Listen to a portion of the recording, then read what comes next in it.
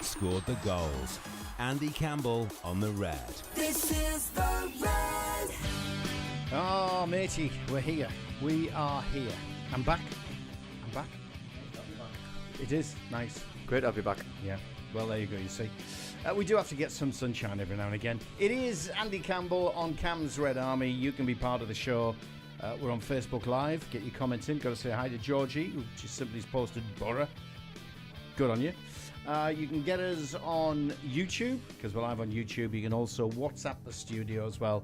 If you'd like to put your point to Andy, ask him questions about him, about the Boro, about whatever it is, 0330 043 2002. You can see it on the bottom of the screen there. 0330 043 2002. That's for your WhatsApps. Where are we going to start, mate? Where are we going to start? Do we start? I think my mum told me if you've got nothing good to say, don't say anything at all. All right, should we just play music and go on then? It's been a tough week, and refer back to last Thursday. I said how important Saturday was, Rotherham, and then when that game's finished, you can then focus on the bigger picture and focus on the biggest game of the season so far, which is a huge game against Chelsea, which is turned into a bit of a nightmare. Didn't it? Yeah. Didn't it? Yeah, it did. I mean, let's have obviously we're going to dig deep into Chelsea and we're going to look ahead to Sunderland, but let's just nip back to Rotherham. I mean, we lost at their gaff. Yep. Dominated the game, couldn't score. They had the fluky cross that turned into a shot and went in and beat us 1-0. How surprised we are at the fact that they come to the Riverside and it ends as it ended. Before the game, I fully expected Middlesbrough to coast the game. I thought team selection was partly right, partly wrong. You know what I mean? I thought. I'll use one example. That Hayden Hackney came back in. That he was rested against Millwall the week before, and he comes back in the few days before a huge game. Listen, I'm no expert. I don't consider myself to be, and obviously Michael's team selections have been spot on all season. I just thought maybe we could have rested a few more players, freshen things up a little bit, and add energy, you know. And because this week we've looked really tired. It was a tired display against Rotherham. They capitalised on a tired first half performance. We should be blowing teams like that out the park in the first half.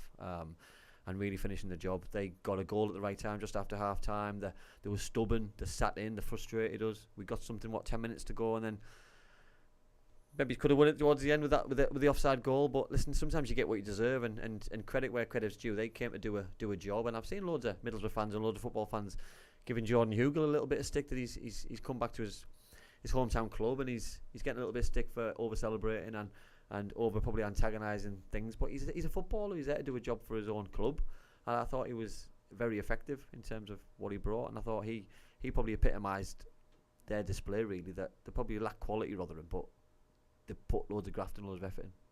And Jordan Hugill took out Izzy, of course, yeah, which was always going to cause no Izzy Jones against Chelsea was just removing any outball or opportunity we had to catch him on the counter on a break or anything like that. So, and I think that's part of the reason why he was getting stick. And I think it showed us as well that we're quite reliant on individuals, and I think we need to not be. You know what I mean? We've got enough collective side and players that if we can just knit a few things here and there, and yes, we were missing a few of the players who've just recently joined on loan, but we can we're better than what we showed on Saturday.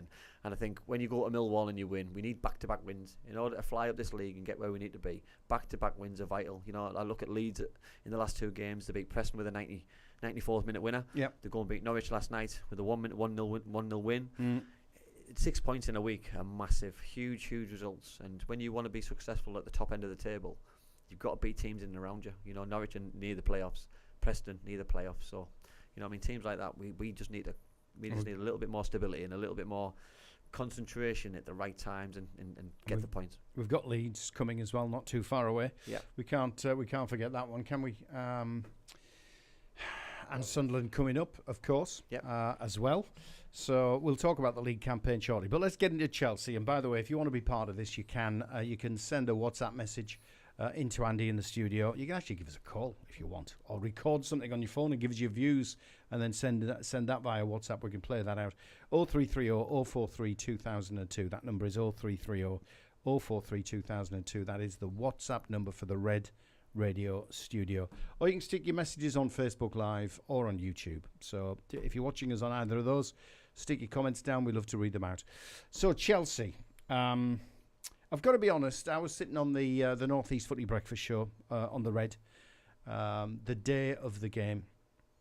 And everybody's wittering on the morning of the game. Everybody's wittering on about, I can see Boro doing this. I can see Boro doing this. And I had to be honest. And I turned around and I said, we won't win the game. I don't see us drawing the game. We're going to lose this game. So the best I can hope for is 1-0 or 2-1, and we do them on pens. I mean, you cut me in half, mate, and I bleed Boro. You were very much similar sort of line, weren't you? Yeah, listen, I think sometimes people probably class me as a little bit too honest, that I give my opinion, and I give it honestly. I'm not just going to... I love this club, you know what I mean? I love every part of this club from top to bottom. You know what I mean? I'm the same. I bleed Middlesbrough Football Club, and I adore everything about it. I loved it when I played, and I've loved it as a fan before, and I love it as a fan now. Tuesday was never going to be as straightforward as what everybody said. They're a Premier League side. They've got Premier League footballers who've spent billions and billions of pounds on footballers over the last 24 months. I hosted the room at the Riverside for the club, and I had a thoroughly enjoyable night with my better half, a lovely better half, who was listening to me, getting a little bit of stick because I was being honest in regards to results. What were you saying? And I just said that we will lose the game because I just believed that Chelsea had to win. They knew that what they had to do for me, and I think the first leg we got a little bit probably ahead of our station, a little bit that we thought it was a foregone conclusion. We'd done the hard stuff. You know what I mean? It wasn't even half time because we still had 90 minutes. It's even longer than that and bigger than that. And I said, if someone offered me penalties now, I would take it and stab your hands off. And everyone was like, no, we'll get a result, we'll win or we'll draw. And football's not that easy. It's not fantasy football. It's not champions. It's not the Championship Manager. You know, it's Chelsea wanting to come and dominate a game of football. Middlesbrough started the game fantastically well. For the first 5 minutes, Johnny Housen got down the side. We had a set piece. We had some real positives.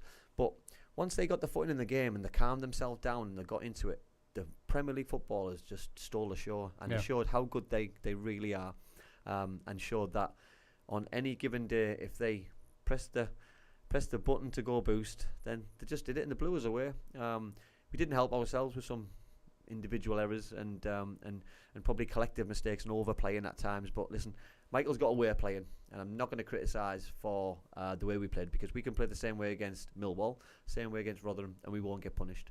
But when you make the mistakes against a top player, you get punished. And the way the fullbacks bombed on for Chelsea, the way the three behind, they just dominated, unfortunately, and they just showed how good they are. And Cole Palmer proved that it was just a one-off. He had one really bad game against Middlesbrough Football Club, but he doesn't have two on the belt. So, unfortunately, but cream always rises to the top, I believe. And when you're a footballer, you have a bad game, you can't wait for the next one. And I think Chelsea showed that. And they kept putting the knife in. And they didn't feel sorry for us. Once they got the first, they went to go and get the second. When they got the second, they went to go and get the third. And even when they got the third and the fourth, they didn't stop. They just wanted to keep on going and keep on hurting us and punish us even more and more. And I think I like that in terms of for a footballer and for the team. But I didn't like it because it was against my team, and it hurt a little bit more and more than it probably would have done normally. But it was I was just gutted because it just looks so far away from a close encounter over two legs than it was really, because we did really well in the first game and we lost the second game, but we just got obliterated really. Yeah, we got battered. The interesting one for me is you talk about Michael's tactics and the style of play he wants. Well, we all know what it is. He wants the keeper to give it to his defence, defence to play it out. What was interesting for me was, I can't remember which goal it was, after which goal, but we were waiting for the game to restart again, and the camera, I don't know if you noticed it, but the camera went tight on Cole Palmer talking to Morgan Rogers. Yeah. And Rogers had his back to the camera, but Palmer was face onto the camera, and you could clearly lip read him saying to Rogers, why do you keep trying to play it out from the back? Mm-hmm. I mean, that's the question he asked, which tells you something. Yeah. The Chelsea players spotted it. Yeah. They were killing us over it. And they couldn't understand why we didn't change tactics. And why it was interesting to me is, in the first leg against Chelsea, we started like that, the first half, playing it out the back. Yeah.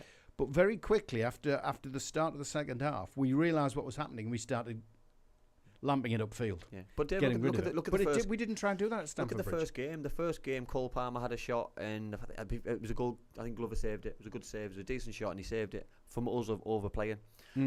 All the opportunities that Chelsea got in the first leg at our place was our own doing. It wasn't probably good play from Chelsea. It was us overplaying in dangerous areas in terms of our back line. And when listen, I want to be impressed. I want to be educated. I want to watch sexy football at times. But there's a time and a place to do it. In the semi-final, in the second leg, when you're winning 1-0 to hang on to something, It's all about winning that game. Well, it's not winning that game. It's winning the tie. Yeah, it's not about it. And I think listen, people talk about. I've listened to loads of comments and read loads of posts, and I think we needed something like Mourinho's style of play and just shut up shop, park the bus, and just see what happens. Because one goal in the 40th, 50th, 60th, 70th minute, that would have been fine because it would have took us a little bit further and had us hanging on to something. Because you can always nick something if you go gung-ho at times, but when you're 4-0 down at half-time, you know what I mean? There was a picture which stuck in my head for the whole game. Is you're 4-0 down, there's 5 minutes to go from half-time, and Michael's crouched down talking to Woodgate and talking to Danks, looking at the scoreboard, looking at how long's left, and I would have loved and with to his be back to the pitch. I would have loved to be in a fly on the wall to ask what we're doing. You know what I mean? What's the plan? Like what we're going to do at half time? Is it damage limitations? Because it wasn't, because they came at us again. Is it how are we going to get back into it? It wasn't, because they were just too good, and we didn't have the answers for their questions, and they kept probing us. And unfortunately, they just showed the golfing class. You know that we've at the Riverside we've handled Villa, I think, pretty well. We've handled Chelsea pretty well. But unfortunately, when the big boys come into town and they really turn up, they can damage you at any given moment. And I think the gulf in terms of Premier League to Championship is huge. Got a couple of messages coming in. Patrick has sent a message in. Hiya lads, great show. Chelsea, we were very poor. I went to the Rotherham game. We were poor against them. I knew we would get walked all over. Carrick did not learn about playing out from the back. I know it's easy to have a pop. We all see it. I mean, when I sit at the Riverside, the guy who sits next to me is like, "Oh, get rid of it! Don't do it! Oh, not again!" You know, you can see it. I mean, that's what I put up with during the game. I suppose first leg we could, when we realised and we started hitting it long rather than trying to play it out. You've got Izzy Jones there who can chase anything. Yeah. We had at the start Latte Lath, who immediately put them under pressure within 2 minutes to the point where he had to go off because they did him. They did his ankle. We didn't have anything like that though at Stamford Bridge. Is that why you don't play it out? I mean, you just knock it long, they're going to bring it back. Yeah, listen, I look at the line that Chelsea kept in the second game. You know, that Colwell was playing high and wide. We had a couple of occasions where Crooks was probably 70-30 in favour, and Colwell broke away. You know, I look at the fullbacks. Chilwell was Chelsea's best attacker for 20, 25, 30 minutes. You know what I mean? Which means there's gaps on the other side, you know, and I think Izzy would have found those gaps, you know. Izzy can catch pigeons on his day, and I think if you've not got those kind of players to hit those kind of areas, you know, you're sitting ducks, and we were sat there waiting to be peppered really from minute one. Well, probably minute 5, because I think the first 5 minutes was okay. We settled. We actually looked all right. They were the ones who hadn't looked confident. Settled. You know, I think they hadn't settled. They were very nervous, but when they settled, we couldn't live with them for 85 minutes, unfortunately. And it was such a shame, because it was interesting. I watched the pre-match interview for Gary Neville, which he did with Michael. And, I saw that. And it was interesting that Gary threw him, put him on the spot, which I thought was a little bit unfair in terms of asking him if he was going to play a 4 or a 5, and he, instead of probably being a little bit more streetwise, he answered the question probably when he shouldn't have answered the question, and probably told Pochettino what he was going to do. We were going to start with a 4, and he was going to drop a player back in to make a 5, and it just looked a little bit confusing at times. And when Johnny dropped back into the 5, there was a big gap in front of him. You know what I mean? Where for me, in my opinion, their best players to exploit, and that's where the damage was. The fullbacks were bombing on, and when he came back in, there was then space behind the back 4, and they exploited again, and it was such a shame, because I think the expectation and the way the season's gone, it would have been really, really nice to have something to look forward to, because now I think the pressure, especially in the next couple of games, on the Sunderland game, the Leeds games, the games that we would have liked to go into with a little bit less pressure, that they must win now. You know, because for this season to be any kind of success, we need to be, I'm not saying get in the playoffs, but we need to be in and around there till towards the end of the season. If we're going in the last 7, 8, 10 games without a chance, then there's going to be a lot of disgruntled fans, I believe. Andy Campbell, live on the Red, across Teesside on DAB radio, on smart speakers, online, apps, all that kind of stuff. We're live on Facebook Live as well, and on YouTube. We did pose a question earlier. Well, I posed a question earlier. I asked the question about how much damage will that Chelsea defeat, that Chelsea hammering do to the lads looking ahead now, weekend off. But Sunderland is up next, and that's a massive game. So if you've got your thoughts, stick them on Facebook Live, stick them on YouTube, or give us a WhatsApp message into the studio, 0330 043 2002. I'll ask you exactly the same. How much damage do you think that Chelsea game's going to do? I ask that because it's not long ago that we faced Brighton at the Riverside in the FA Cup last season, and we got done 5-1.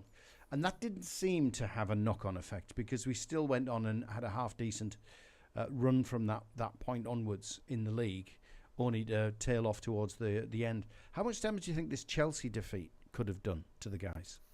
I think we're quite fortunate we're not playing Birmingham at the weekend. I think that's a real positive. I think Morgan it'll give would have players been right up for that, wouldn't I think it'll give players an opportunity to digest what happened, get themselves going again, have a few days off, get a couple of injuries back, work on a couple of things in order to move forward for the big derby game as well. But I think it'll have a bigger impact than the Brighton game will have done because it was a semi-final. There was more at stake for the game and the on a different day and a different outcome.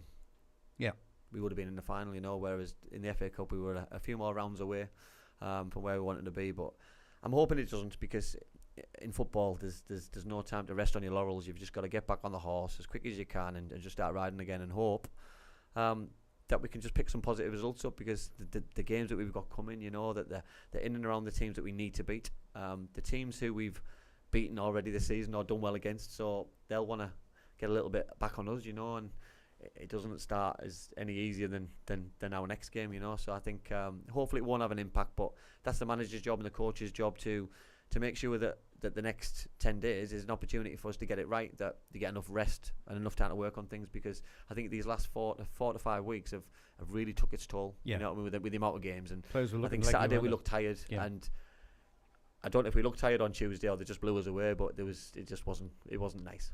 Yeah. Comments coming in. Phil says, if Carrick wants to play total football, out from the back we need new players. Fry and Clark are good defenders, but they can't play out from the back. Ian, our resident Darlow fan, has sent us a message. A very good evening, everyone watching. Hope you're well, having a great day. How nice is that? Yeah, lovely. Bit of positivity. Yeah, nice. However bad thing, and listen, the comment's lovely, because however we're thinking we're in a bad place, there's other football clubs and other teams who are in such a worse position who we all want them to do just as well as we're doing. I mean, we look at Darlow, don't we? And Watto's got a big job in his hands. He knows it's a big job. Yeah, huge. But then you look at Mask United, no longer in the league. Things could be worse, and I think when we look at doom and gloom, when we look at how things could have gone, there could be a hell of a lot worse. Yeah, they could. So let's focus on the boys. How much of a how much of a bonus is it having that weekend off? Because I mean, we've been battered with games. The schedule has been so punishing. To have Birmingham progress through in the FA Cup, so the game's out. So we've got to rearrange that one at some point. But just having a good break between Chelsea and Sunderland coming up, how useful can that be to players? Well, look at Chelsea, and I'll use it for their example. That they didn't have a game at the weekend, and they came to us on the Tuesday, and they look so fresh, they look fit, they look healthy and hungry. So I'm hoping we have that kind of display in our locker ready for our next game, because having a couple of days off, you can work on things. Having a couple of days off, you can really rest and recoup, and you can be ready to go again. Because just having a few days at home, if that's the plan, or they're letting them go away, or they're going away as a group, however the plan is, what they're going to do, it'll work, because the manager will make sure it works. Because football's evolved since back in the day when you'd have a few days off and you see it as a free ticket to go and have a few drinks and go away and do what you want to do. But now it's a real chance to put your feet up, rest, and look at the next batch of fixtures and the rest in the second half of the season and go, right, what do we need to do? That's where we're going to pick points up. That's where we're going to need to pick points up and give it a right go. Because listen, the fans were amazing again on Tuesday. They were amazing on Saturday, and I think sometimes, as a player, sometimes you forget because you're stuck in the moment, you're stuck in that bubble. But you know, I mean, the fans deserve us to be right at it again, especially in this local derby and trying to achieve the playoffs, because we're limited at the minute to 1-2 max at the most. So we're very limited because everyone else is going for the Holy Grail, and it's going to be difficult. But if we get there, you've got it on merit because you've deserved it. Because the league table, I know it's quite famous in Middlesbrough with what Woody said, but the league table doesn't lie. And if you do get in the playoffs, you deserve it. And if you don't get in the playoffs, unfortunately, you haven't been good enough over 46 games. Yeah. The Boro will. I mean, they'll enjoy the break. Yeah. They'll be able to get a little bit of energy back in the legs.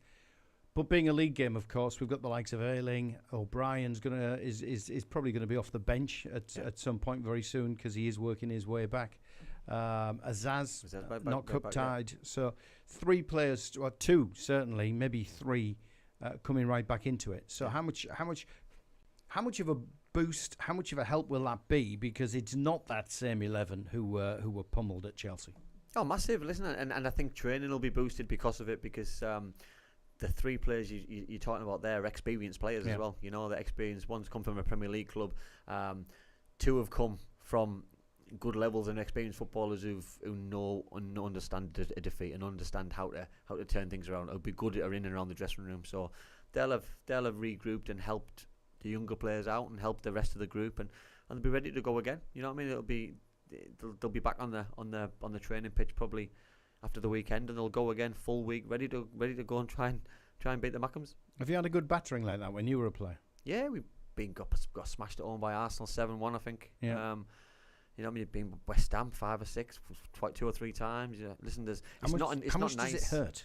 Oh, it really hurt me because, it was more after a game, the embarrassment of going to the shop, going to Tesco. You know, I mean, living in Martin and you can't hide. You can't hide away. You go and get some milk. You go and get a can of Coke. You go to the pub. You know, you go somewhere and everybody just it's embarrassing. You know, because it's just you can't get away from it. You know, and I think that's why a lot of players now in this kind of time of the year that and time of their age that they live away. You know, just to give themselves a little bit of distance from the hardcore fans. You know, Yeah. but as a local player like the Haydens and the Dales, they'll be gutted because the amount of messages they'll have got before the game and the amount of messages they'll have got after, it'll be conflicted because, you know what I mean, they'll have been so disappointed and so hurt, and it'll be those kind of players who probably need a little bit more arm on the shoulder to get them going, because they'll be absolutely distraught right now because it was a real opportunity for those two to leave a legacy, you know, because how many chances will Hayden Hackney get to play at Wembley for Middlesbrough? You know, I mean, this could be his last season. Let's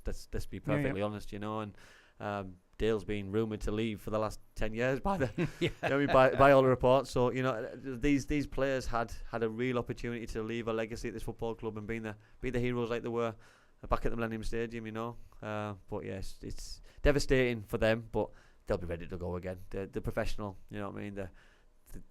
They get looked after by supporters and by the football club, so they'll be ready to go again. Okay, from your perspective then, how long did it take you to get a heavy defeat out of your system? To the point where you could focus properly, you could prepare properly, and you could play properly? Probably about 2 or 3 days, you know what I mean? So if it was a Saturday game and we had a game the following week, it would hurt Saturday, hurt Sunday, it would hurt Monday, have a really tough session Tuesday, have a day off Wednesday, ready to go again Thursday. No, not 100% ready, forgotten about. You know what I mean? So it's probably 3-4 days to get it really out of my system. So I think with the Tuesday game, they'll probably be off Wednesday. They'll probably have Thursday off, train Friday, probably have Saturday, Sunday off, go again Monday. I think by Monday or by Friday, I'd like to think it'll be out of the system. So you don't see a bit of a hangover from that game going into the Sunderland match? No, and I don't see it because of the magnitude of the game, yeah. and the standard that the atmosphere will bring it on just on its own. You know, I think. And you're not playing £1 billion worth of Chelsea. No. Yeah. No, and I think the tactics. I think Sunderland will probably think that we'll change the way that we play, and we won't want to overplay, and we won't play out from the back, and I think they'll get a huge shock because we won't change the way we play. Because Michael's, I'm going to call him stubborn, but I don't mean that in a disrespectful way. He's stubborn because it's his philosophy. Yeah. He's stubborn because he likes and he demands to play that way because he's good at it, and long may it continue when it's successful. It's just it didn't work against a very good side of full of world-class footballers, really.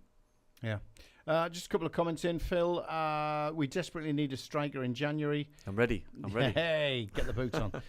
Get one in and get McGree, O'Brien, Jones, Latte, Lathback, and we've got a chance of 6th. We'll come on to that, definitely will.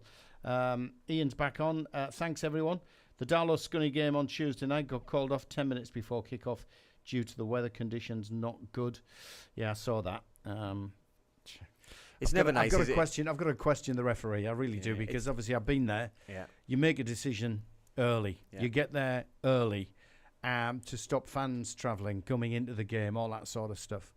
And you should be talking to the groundsman, because the groundsman knows the pitch inside out. You should be looking at the weather forecast beforehand to see when that rain's predicted to start, whatever it is, to call a game off 10 minutes before.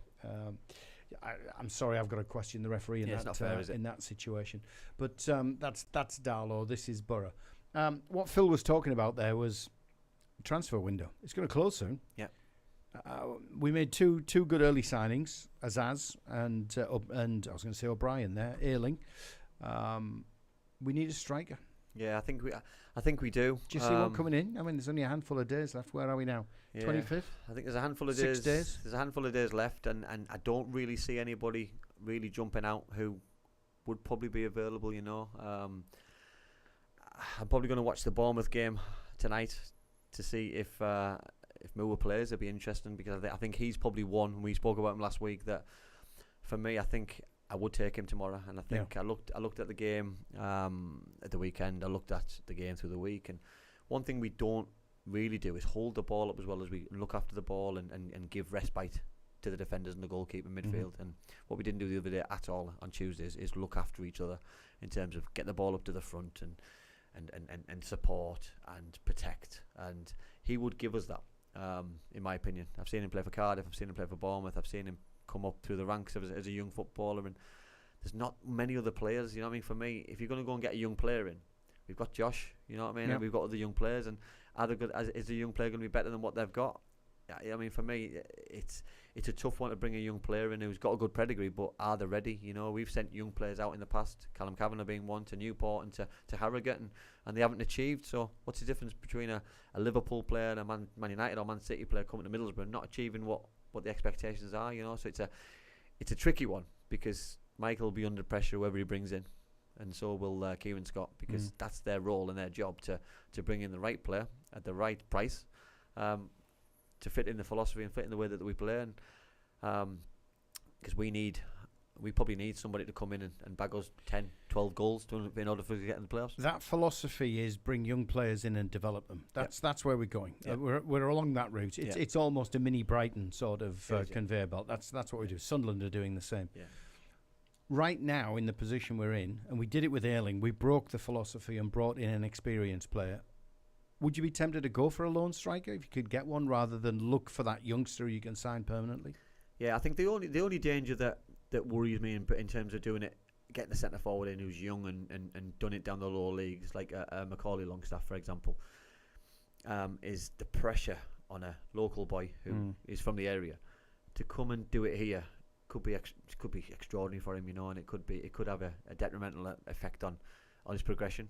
You know, that sometimes it's getting up that ladder slowly instead of jumping from the bottom all the way at the top. And if there is a player available who's got a little bit more experience, for me, I think this is where we need a bit more experience, you know, and looking at a young player to throw them into the Lions' den and expect them to go and score 10, 12 goals for the rest of the season is a huge ask, because I believe that's what we need.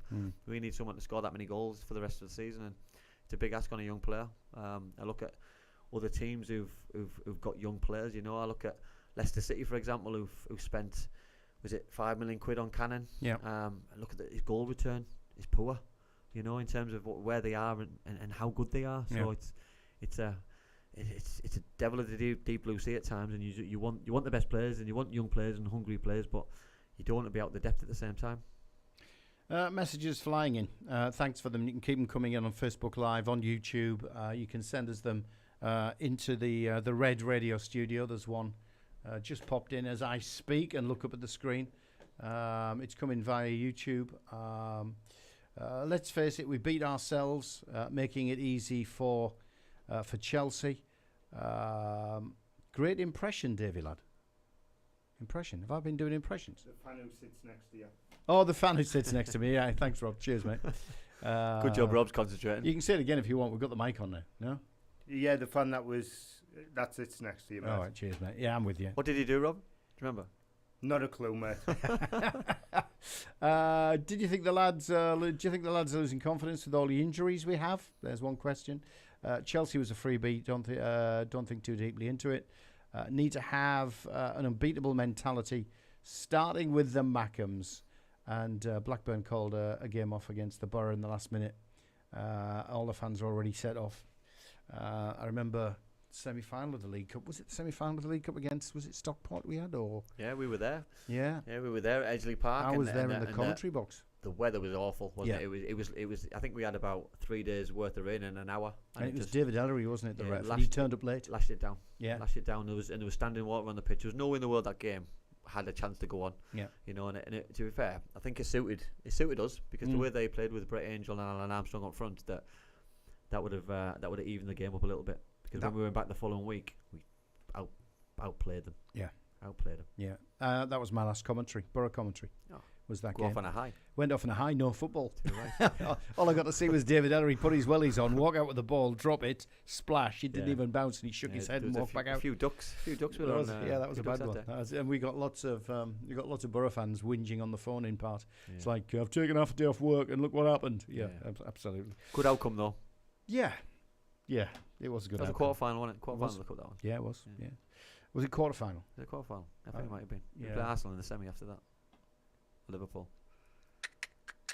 Can't remember. Great matter, mate. Great matter. Messages coming in. Jeremy, Tuesday night hurt us all, but can actually be motivation for a push on the playoffs. Can't be a hangover for Sunderland, for the Sunderland game.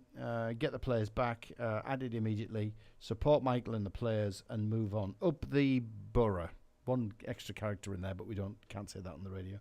Lee, good to see you, Lee. Hi, mate. I saw you on the telly. I remember when we went down to Ipswich Town, we played about 15 minutes and the officials called off the match because, and there you go, it's just sprung off and I've lost the message. Where is he? There he is. Called off the match because it was too icy down the sidelines on the main sideline. So get your messages in on Facebook Live. Have you had any daft situations other than obviously Stockport County? Have you had any games called off mid-game because it's been waterlogged, rained too hard? No, I think there was a game we played at Coventry where it shouldn't have been on. You know, it wasn't. The pitch was that hard. We had to wear trainers to play. So the pitch was dire. It was rock hard, like a car park. So how the game was on, I don't know. But it was around Christmas time, and Alex Smith got his like the little pimple shoes to play in. You know what I mean? So it was he had to go to the shop and go and get like 20 pairs for everybody to play in. So you know, there's absolutely no way in the world it would have been playable now in this day and age. But it was a game that I think they wanted on and. We were there, so we played, and that wasn't a good outcome. We got beat 3-0, so it wasn't positive all round. I remember a game when I was coming through the ranks as a referee. It was a Northern League game, West Auckland. Yeah, I was manager there. You were, weren't you? Yes, you were. So West Auckland, we played the first half. Freezing cold night, middle of winter. Was this in the summer? It is, yeah. I'll tell you another one about Tallaght, but that's for another show. And the pitch froze at half time. Did it? Came out second half and he fell on my backside as soon as I stepped on the pitch. So like that. I have got a story then about Tallaght. So it was when I was manager at Norton. So we went to Tallaght, and it's if anybody's ever been to Tallaght's ground, it's always foggy. There's fog there all the time, and the fog came in at about 4:30. Started coming in at 4:30. I mean, obviously the game was finishing at 10-5. We needed to win to get promoted. We were 15 minutes. We were 3-0 up. 15 minutes away from promotion. 5 minutes towards the end, the fog came in that thick. They called the game off. So we obviously had to start the game again the next week. After we were 3-0 up with 5 minutes to go. It was a disaster. Luckily enough, we did it again. All right. But you can imagine my response. Yes. Which I won't air on the radio. But would you understand that? Fuming. Well, their manager came out and said that they were just getting back into the game with 5 minutes to go. Yeah. 3-0 down. Yeah, you can imagine my response. Mate. We fell out. Don't worry about that. Yeah, I might as well leave your mic up, Rob. So anytime you want to chip in, mate, please do. Yeah, it's an interesting one. I don't think I've ever, and I've never called a game off while we've been playing. I've called games off because the pitch wasn't right. It wasn't playable. Isn't that like I stood in the middle and I couldn't see either goal. You know, it was that thick. I couldn't see the car park. I couldn't see the dugouts. So it was in in a mess. My point was, you know what I mean, how long have you got to However, see the game out at 3-0 that Yeah. it should just be awarded, but that's... yeah, they wouldn't do it, mate. You live to fight another day. Indeed. What have we got? Some messages. Sorry, I'm just going to get through a couple of more messages. Patrick, I think Kiefer Moore is one we need to go and get because I think Rodgers might go. What do you think? That's an interesting one because Sunderland are linked with Kiefer Moore at the moment. Yeah. But Rodgers. Now, one report, I think it came out of the Daily Mail today, if you can believe what's in the Daily Mail, but there's a line in the Daily Mail saying Rodgers wants to go to Villa and he's informed the club. Is that just... I didn't see any quotes. We don't see where it's come from other than the journalist who's written it. And the line I think he used was, I believe. Yeah. Do you reckon we'll see Rodgers go? I mean, they've made 2 bids, had them turned down. Everybody's expecting a 3rd bid to come in. Yeah. I thought he did himself no harm. And scored against Chelsea. He did no harm the other day. And I thought he looked like a player who was trying to... couple of million more on the price tag. Trying to prove a point, yeah. And I think... listen, it's a drop in the ocean for Villa. You know what I mean? For what they're going to pay for him. It's probably a no-brainer. But if we're going to sell, we need to make sure we've got somebody ready to come in, because if we think we're short now, we can't afford to lose a player and be even shorter, you know. So I think we've got to be a little bit selfish. When I look at the big teams, and I mean Premier League teams, that it's the arrogance sometimes that they think, I'll just put a bid in on the day before deadline or on deadline day and I'll leave clubs short. And you know what I mean? We've gone past being that kind of selling club. Yeah. Hopefully. We need to be a little bit more selfish and make sure that we're ready and waiting, or have somebody in. They know if there's going to be a bid. They know if he's going to go, and if he has that conversation with the club that he's expecting interest to leave, then be ready to go and get somebody before he leaves. Yeah. What about? I mean, is he going to get his game for Villa? No. They're buying him for the future. Yeah, no, 100%. Yeah, and I think So could we do a deal where we get a loan back? Yeah, 100%. Yeah, I looked at Villa when we played them in the cup, and Villa looked a different side until their manager brought the 5 players on, and one of them was Watkins. Yeah. You know, I mean, the way that Villa play, Ollie Watkins just runs the show up the top on his own, and has runners in around him. I would utilise that. You know, I mean, if someone's going to come in with a bid, just get 1 or 2 players on loan. You know, and even if it means we get a little bit less money, I don't think we need the money in terms of that transfer fee. You know, and I think with the goal he scored the other day, it might put another $1 million on. Yeah. So. Hopefully, but yeah, I would try and utilise it unless there is a plan that we can bring a different player in, or bring a different player in and another. You know what I mean? For me, it doesn't matter if we can bring 1 or 2 in. We need fresh options on the bench. But could we not get him back? Could we not say, okay, we'll sell you in, but we keep him on loan for the rest of the season? Yeah, that could be, because he's not going to play for their first team. Yeah, that could be an option. It's just sometimes with those kind of options, how does the player feel about it? You know, he's just desperate to go. Will he be risking injuries because we're going to want to play in the Premier League? Would he get stick from Boro fans? Yeah, well, exactly. You know what I mean? Yeah, it's sometimes making the right call if you want to leave, and then because if he's expecting interest to leave, then I think there will be a few unhappy campers in the support that doesn't want to give him a fair chance. Situation, though, does it? No, it kills us. Yeah, it kills us with them 2 strikers. It kills us, and you look at the best teams in the league. I'll put Southampton up there for me at the minute, because they're the best team in the league at the minute for me, because they're strikers. Yeah, you know. Last season, Akpom. Yeah, exactly. And I think it's the teams who score goals. It's the teams who hurt teams. The teams who attack and have the options up front. You know what I mean? Leicester have just got unlimited options across the board. Jamie Vardy's still playing there. Yeah, I know. Why. And Southampton have just got unlimited options up top. Leeds unlimited options up top, and for me, we don't have those kind of options, and that's why we are where we are. Yeah. And if we can get the options, we've got the rest of the squad to back it up. What about Kiefer Moore? I'd take Kiefer. I'd take Kiefer tomorrow. Yeah, I really would. I think he would fit the way that we want to play. He looks the part in terms of he leads the line really well. He's not just a big man. Yeah, you know, I've seen him play for Cardiff quite a lot. People think he's a target man. He plays off. He's got a really good touch. He can run in behind. His goal record is very, very strong. And I think he would love to start playing regular football, because he's been starved of that probably over the last 2 seasons.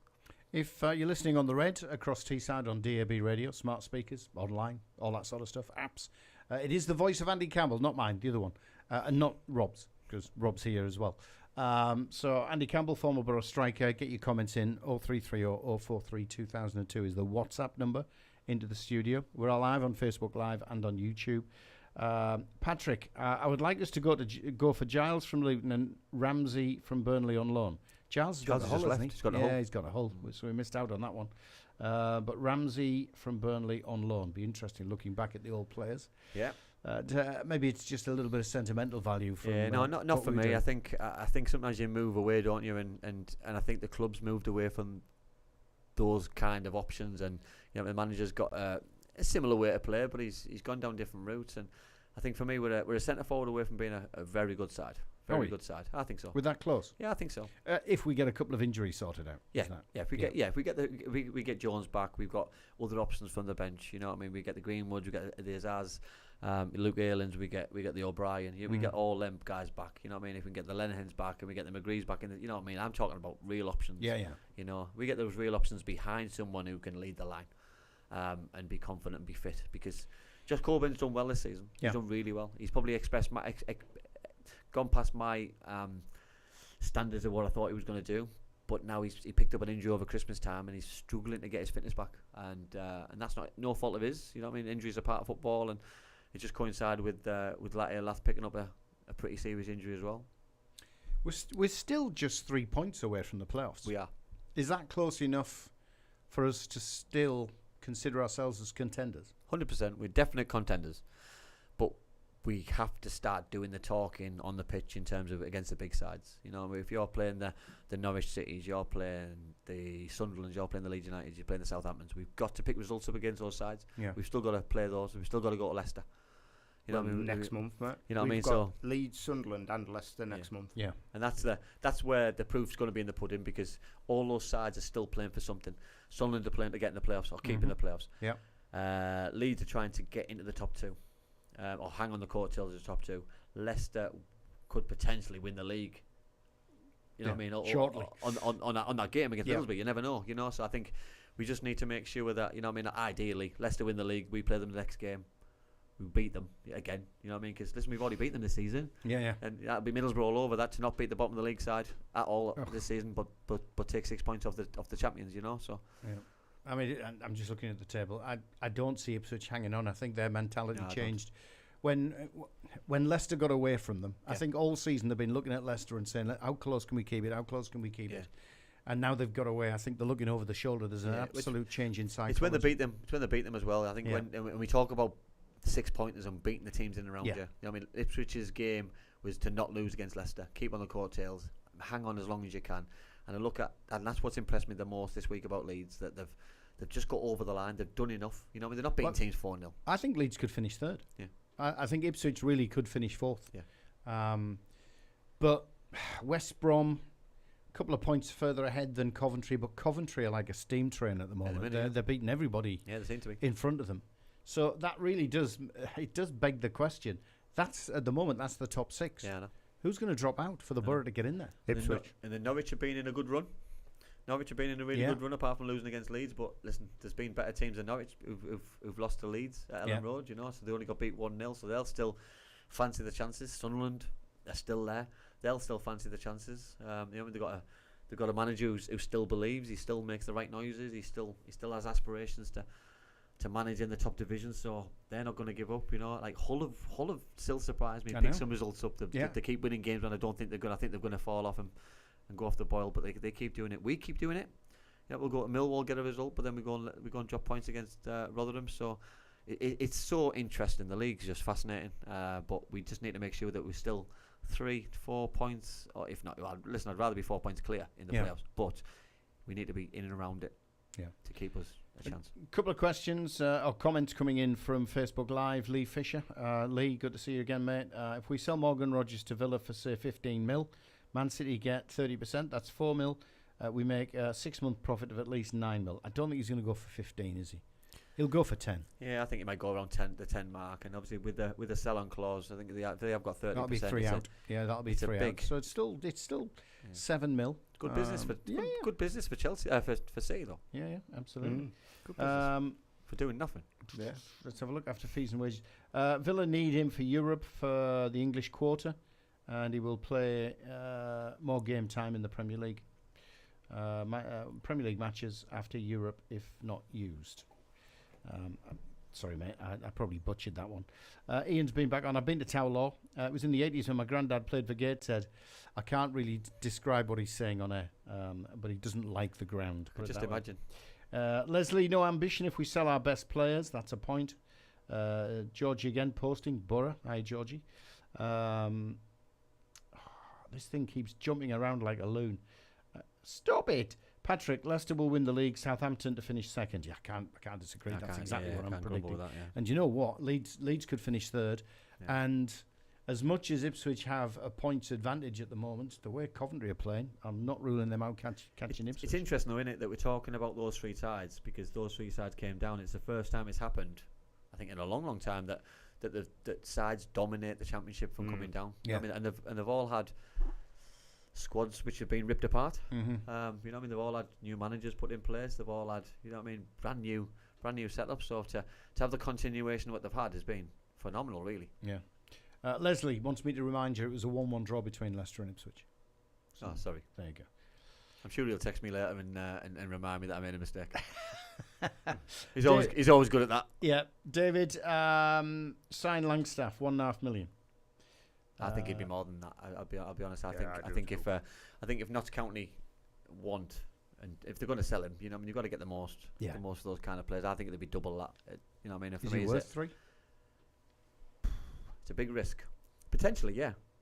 We spoke last week, didn't we, about the pressure of a homegrown lad as well coming here.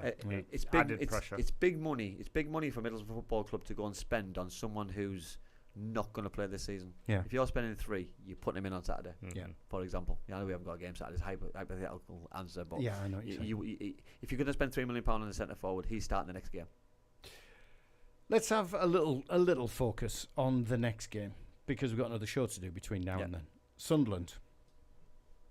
Is it a good thing that we're coming off the back of the Chelsea game, and yes, we're having a rest, but we've got Sunderland up next? Does that clear the mind straight away? 100%. Listen, the game doesn't get any bigger. You know what I mean? The history in the game, you know what I mean? What we did last time to them down the Stadium of Light. Because they'll be smarting. There's loads of... of course they will, you know, and obviously Darren Williams, who does the Legends show, me and Daz are obviously very good friends, best of mates, and I still hate him for the goal he scored. Which do I, mate, but I like him. Yeah, I like him, but I don't love him anymore after that. That he obviously relegated us that day. Put the final nail in the coffin, I think he did. Yeah. They were already relegated. So there's history that goes back between the two clubs and the fan base and ex-players. And I've scored my first goal against Sunderland, you know what I mean? So I've got a good history. I always loved games against the enemy. You know what I mean? Loved probably games against Sunderland more than Newcastle. It just felt a little bit bigger. You know, it was always like bragging rights of wearing the red. They don't consider it a derby. No, they don't. It is, isn't it? They do win the win. They do win the win. They do win the win, but they don't win the lose. It's funny that. You know what I mean? It's always a telling factor. You know what I mean? That if you speak to Darren will tell you that it was a derby when he scored the winner, but it wasn't a derby when we beat them in the cup. You know, so. And it's always a telltale sign. The tell porgies, you know what I mean? But it's a huge game and one that the fans will be so ready for, as they will, by the way, because they'll come in the thousands. Yeah, they always do. They'll fill. They'll fill it. The atmosphere will be great. But they're in disarray, complete disarray at the moment. Yeah, Beale's not really filling the fans' confidence with his actions, the way that he's getting them to play. I think if it wasn't for Jack Clark, I think they'd be in a right mess. You know what I mean? And if I was a player like him and the waves that he's making in the Championship... Could he go between now and the end of the month? If I was a Premier League manager, he would be the player that I would go for. Yeah. He's the best, if not one of the best in the Championship by a long way. Maybe that would be the ultimate for the fans, because the fans at the moment are giving it big licks on Beale out. They're criticising Dreyfus massively because of what happened around the Newcastle game. If they were to sell Jack Clark before in the next 6 days, it'd be great for us. That'd be fantastic for us, because he's a game changer. You know what I mean? And look at Patrick Roberts as well. You know what I mean? The game that we played him down the Stadium of Light in the first half, that both of those two should have scored in the first half. You know what I mean? There were the danger two players in the game that caused us all sorts of problems in the first half. And I don't know if people remember the game just before half time. The red card happened and the game just changed massively. Yeah. Half time game, and whatever got said in the changing room, we got our tactics spot on, and Sunderland was still hurting. There was still a little bit miffed about the red card, and you could tell it had a huge impact. But this game's going to be completely different. It's 11v11 for a few minutes at least, and then they'll fancy the chances. There's rumours that within the Sunderland camp, there's already a bit of a fallout with Beale and a couple of key players who he's now identified as wanting to move on. We won't name names, but if that sort of stuff, if there's already cracks appearing in the dressing room, the fans massively want Beale out. I mean, they're protesting Beale out. They're singing Beale out at games. The last game against Hull City, they were singing it. They were chanting it from the terraces. There was that fans poll. 14,000 Sunderland fans took part in that poll last week, which was a 91% get him out vote. Yeah. You know, all of that is going on. That must surely, you're going to tell me it won't, but surely that must have an impact on the way the players approach the Boro game. I think it has an impact. It has an impact on every game because you hear the grumbles, you know, and every pass the groans are louder. Every time you make a mistake, you're scared to make mistakes. You're scared to play a natural game. I think when you're scared to play a natural game, you go into a shell. When you go into a shell, you might as well not be there, you know. And I think players want to try and perform and be as laid back as possible. When you're playing your best, you're just confident and you're just going into another game. But when you know that there's disgruntled fans and there's issues off the pitch and on the pitch, you just don't play a normal game, and it's an excuse to not play well, and you can drag that on as long as you want. And you know, I don't think it's the manager's fault that he was given the job. Well, they didn't want Mugger to go, so the majority of the fans didn't want him to go. Yeah. He's come in. He's had a half decent career himself. You know what I mean? Done well as a manager, but I don't think that it's a right place for him right now. There's real venom surrounding him on social media. And that's in the club as a whole. You know that the owners of that club have had a real tough time over the past since probably Niall Quinn was in charge. I think they've hated every owner who's been there. Well, asking a question here from your perspective, listening to the fans' opinion of Beale, would that change the players' opinion of him? Will he get less respect from the players because the players are thinking, no, the fans are like him, he'll be gone in 10 minutes, so they're just basically putting the boots away? Does that sort of thing happen, or? I think a few people might have lost respect if he's fell out with an influential player in the dressing room, and they've got an impact on certain players. You lose respect for a manager very quickly, you know. And I've been in 2 different clubs and had 2 big fallouts with 2 big managers, and you lose respect yourself, and that has a knock-on effect with other people because you tell your side of the story. Managers don't give their side of the story because it doesn't really seem to happen. At that time, it can have an impact later on, but you lose respect overnight with the comment, with if it comes out in the press, if it's done publicly or done internally, and sometimes you hear things that you don't agree with, and yeah, as a huge impact because you're there to run through a brick wall for your manager. Yeah, you know what I mean. That I've worked for some extraordinary, unbelievable managers who had put on a pedestal as like my footballing dad, for example. You know that the Brian Robsons of this world. You know, Steve Bruce, who took me here and everywhere, tried to sign me. You know, and you've got other managers, Steve McLaren, who I didn't see eye to eye with, Dave Jones at Cardiff, who I didn't see eye to eye with. You know that these kind of managers that you lose respect for, and they probably don't respect me at the same time. And that's just football. It's just life. But you know what I mean. When I had conversations about Brian Robson and people slag him off, that how it ended, I couldn't have a bad word to say about the man. You know what I mean. The man has left the biggest legacy at this football club. You know what I mean. And we wouldn't be where we are, and I certainly wouldn't be where I was as a footballer if it wasn't for Brian. And well, the Premier League wouldn't be the same as it is now without Brian Robson and Gibbo back in the day. Yeah, we were the first sort of team to start bringing in South American players, and it was different world back then. And I think, listen, all players have an opinion on managers. Some like a manager, some hate a manager, some are liked by a manager, some aren't. And it's just football's life. It's the same as any boss. You could work in a bank. And I was going to say, and I think people look at it probably a little bit too much. And players can look past a manager at times. Some can't.